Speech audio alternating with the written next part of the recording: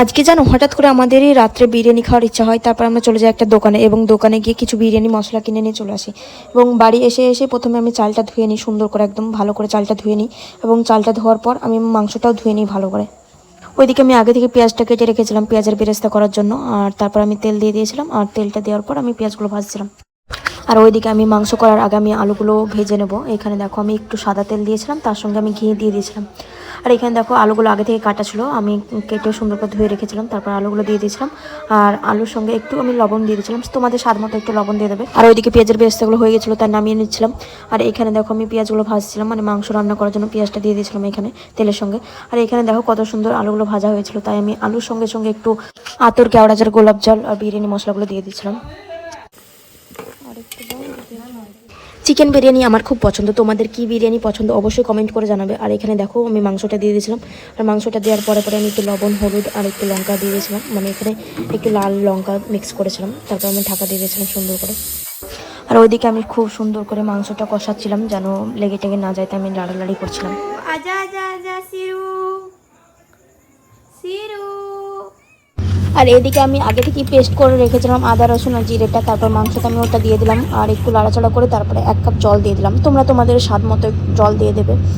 আর এখানে আতর, কেওড়া জল আর গোলাপ জলটা পরিমাণ মতো দিয়েছিলাম, আমরা দিয়েছিলাম। এবার তোমাদের যদি না ইচ্ছে হয় তাহলে না দিলেও চলবে।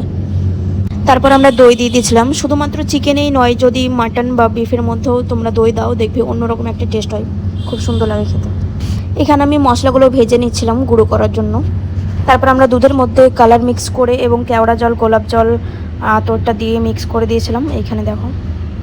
আর ডিমগুলো এইদিকে হয়ে গেছিলো, তাই আমি ডিমগুলো এখানে ভালোভাবে বিনিয়ে নিচ্ছিলাম। ওইদিকে আমি কাজু কিশমিশটা ভেজে নিয়েছিলাম, তোমরা পারলে কাঁচাও দিতে পারো, বাট আমরা ভেজে দিয়েছিলাম। আর ডিমটাও আমি ভেজে নিয়েছিলাম। তারপর আমি ভাতটা বসিয়ে দিয়েছিলাম, যেহেতু সব কিছু হয়ে গেছিলো প্রায় কমপ্লিট, মানে ভাতটা হলে হয়ে যাবে।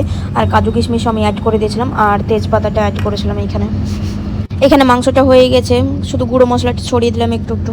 ফাইনালি সব কিছু কমপ্লিট হয়ে গেছে, এবার আমরা সাজিয়ে নেব।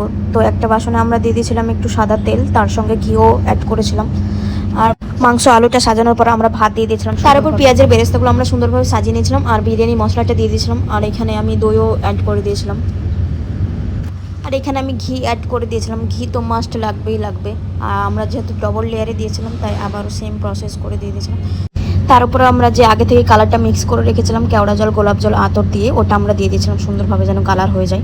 আর আমি ঢাকনাটা লাগিয়ে 5 মিনিট মতন আঁচে বসিয়েছিলাম। আর আঁচে বসিয়ে আমি এখানে বসে বসে ভাবছিলাম যে কতক্ষণ লাগবে। ফাইনালি আমাদের রান্না কমপ্লিট, এই দেখো দেখি কত সুন্দর লাগছে। আর এইখানে দেখো আলুটা কত সুন্দর সিদ্ধ হয়েছে এবং মাংসটা কত সুন্দর সিদ্ধ হয়েছে, খুব সুন্দর একটা টেস্ট হয়েছিল। তোমরা এইরকম রেসিপি ট্রাই করতে পারো। তো আজকের ব্লগ এখানেই শেষ করছি, পরের ভিডিওতে আবারও দেখা হবে, ততক্ষণ তোমরা ভালো থেকো, সুস্থ থেকো, টাটা।